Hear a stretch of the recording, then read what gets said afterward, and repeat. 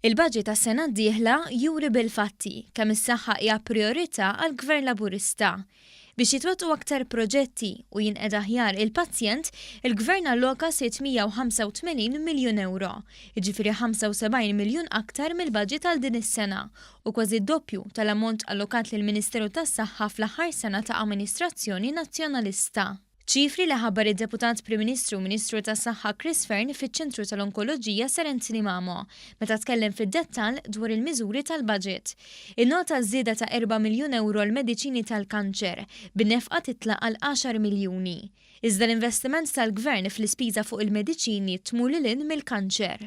Sena li ġejja ħandaħlu wkoll mediċini ġodda l-HIV u mediċini ġodda tal-prostata. Għandna ħafna rġiel, ħafna minnhom anzjani illi sallu m'għadhom jixtru mediċini tal-prostata. Bil-budget tas-sena li ġej da jfisser daw l-eluf ta' pazjenti jkunu jistgħu jaċċessaw ta' mediċini ġodda. Wara snin ta' tkaxħir tas-saqajn, il-Ministru tas-Saħħa qal li l-Gvern qed jinvesti bil-kbir fil-kura tas-saħħa mentali. Dan billi fost l-oħrajn se toħroġ sejħa ta' interess għal għadiet mhux governattivi u unions biex id-fit jaħdmu mal-Gvern fuq proġetti ta' prevenzjoni għas-saħħa mentali. Il-pjanti issa huma lesti u nkunu nistgħu napplikaw għall-permessi mingħand il-Prengatorti għal sptar ġdid ġewwa għall-kura tas-saħħa mentali ġewwa Mater Dei u billi nkomplu nagħmlu refurbishment qawwi din is-sena l fuq minn 6 miljun euro votati għalhekk għal Monte Carmeli. Il-Ministru tkellem ukoll dwar diskussjonijiet li għaddejjin mal-awtorità tal-ippjanar biex joħorġu tenders għal binja ġdida tal-outpatients ta' Seba' Solari.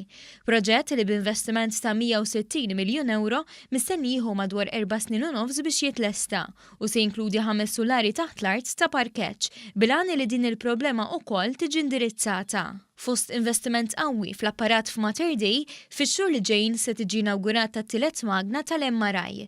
Il-Ministru tas-Saħħa ħabbar ukoll li fil-jiem li ġejjin se jinfetaħ iċ-Ċentru tal-Anatomija ta' Barts Fawdex immexxi minn Stewart Healthcare. Fejn tidħol il-kura primarja, ftit aktar minn xahar wara li nfetaħ ċentru tas-saħħa ġdid f'Kirkop, il-Ministru innota kif mixi ġmielu x-xogħol fuq ċentru tas-saħħa ġdid fir-Raba' Għawdex. Id-Deputat Prim Ministru temm jgħid li l-Gvern huwa kommess li jkompli jaħdem fis-settur ħalli kull Malti wawċi verament jgħix is-suċċess.